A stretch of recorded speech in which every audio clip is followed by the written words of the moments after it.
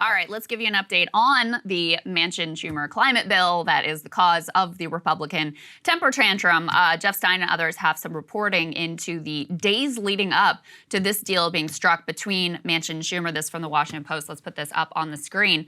So apparently, Democrats, they threw everything at the wall to actually try to persuade Manchin, guilt, shame, whatever, calling in Larry Summers and Bill Gates to make the case to him that now is the time to act, and that if they don't act right now, you're potentially talking about, decades before you be able to really move in a significant way on climate, because there's a recognition that Democrats are not going to have the House, the Senate, and the White House for probably past November, and who knows when they may end up back in this situation. So, they talked about how Senator Chris Coons, who of course is close to Joe Biden, was on a trip with Manchin, and he said to him, there are folks in our party who are saying all sorts of terrible things about you, who believe you were stringing us along for a year, that you were never going to come to a deal because of your state or because of your conflicts of interest.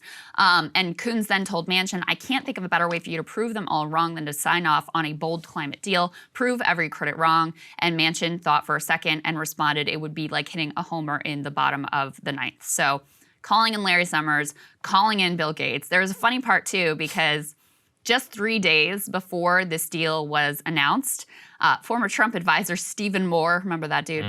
Profusely thanked Manchin on a call, I'm reading from the article, for blocking, or this is actually from Jeff Stein's tweet, for blocking D's climate energy deal. Quote, I said something to the effect of, you're a hero.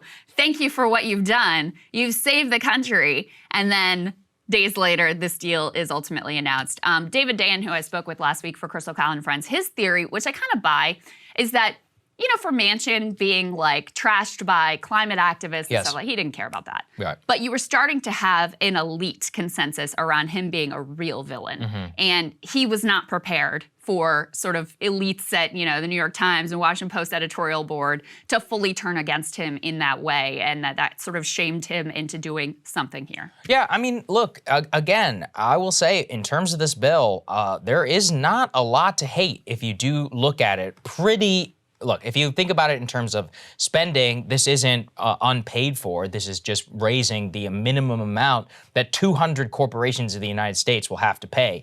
It's also, here's an interesting thing.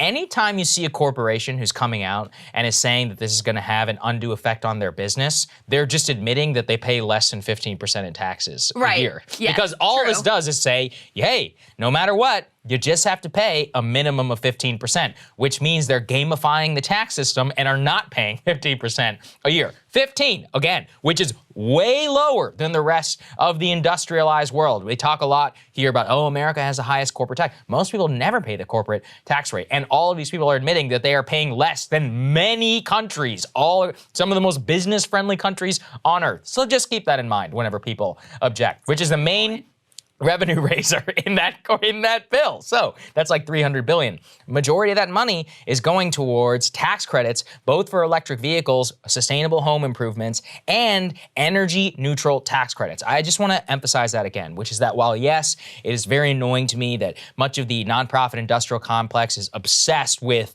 wind and with solar, you can't gamify carbon emissions. And when so, nuclear will finally be able to be put to the test against all the others, geothermal included, biomass, etc. It really will just be a game in order to prove on paper, you're like, hey, our energy source is most efficient per capacity and more. Now, of course, we should look at the criteria, and if there is a rigged criteria, happily we'll call that out. But remember, this is going to be across likely bipartisan administrations and will be doled out on a basis to really just try and lower carbon across the board. On top of that, it actually, according to Rewiring America, which is a nonprofit dedicated to electrification, from what I could tell, it's not one of those hippie ones, says that most people will save $1,800 a year on their annual energy bill within 5 years. That's a lot of money. I think that that's a significant benefit towards people. And in general, look, on the EVs thing, I'm a huge EV guy. I think they're awesome. And I also recognize that given lithium batteries and all that, it's never going to be, we're probably not going to live in a place where everybody can drive an electric vehicle. However, making it more affordable is actually a way in order to instigate our companies and our country to get our hands on the critical part of the supply chain so we can start onshoring some of that, which is really only going to be bolstered by demand. But two, as long as we do it both on the consumer side with electric vehicles and making sure those EVs aren't powered by coal or by a natural gas or some sort of high carbon emitting source and from something which is higher capacity and which is low carbon, then it's a better overall system. I mean, a 30% reduction is huge. That's what people always point to with natural gas. It was 50% from coal. Well, if we can go another 50, that's dramatically not only good in terms of greenhouse gas emissions, climate change, and all of that, but bottom line, this will make better, good technology cheaper and make the electricity that goes into those cheaper and more sustainable as well, which I think these are all net positives. And again, you're not spending one dime in deficit spending to do any of this. No, they're actually one of the requirements, which is, it's annoying to me, but if you were going to get a deal with Joe Manchin, there were going to be parts of it that I wasn't going to like. But it actually reduces the deficit by, I think, $300 billion. Yes, it does. That was a requirement for him in doing this deal. And I do think it's worthwhile spending a few minutes on exactly what is in this. Again, there are some things in here that I could nitpick, like the EV tax credits are means tested, which is annoying. Why not just do it for everyone? Whatever. Okay. So that's one thing. There are some incentives in here just to, for you to understand what, and we have an article about this we can put up on the screen that has some of the climate provisions here. Incentives, including rebate programs and tax credits that are meant to encourage home improvements that would increase energy efficiency and use more clean energy technologies. For example, the Homes Rebate Program would reward eligible households for energy savings. People would typically receive $2,000 if they make changes that save them 20% or more on overall energy costs, would encourage home electrification projects and efficiency upgrades, provide funding for owners or sponsors of eligible affordable housing to be able to make their properties more energy and water efficient. So as you were pointing out, all of this together amounts to a significant rebate for sort of, your average consumer out there, which is really significant. So you have that piece, you have the revenue raiser, is this what they call the 15% minimum book tax, which means they actually look at their financial statements and base it off of what they're telling their investors they're making versus the, games they play with regards to the IRS.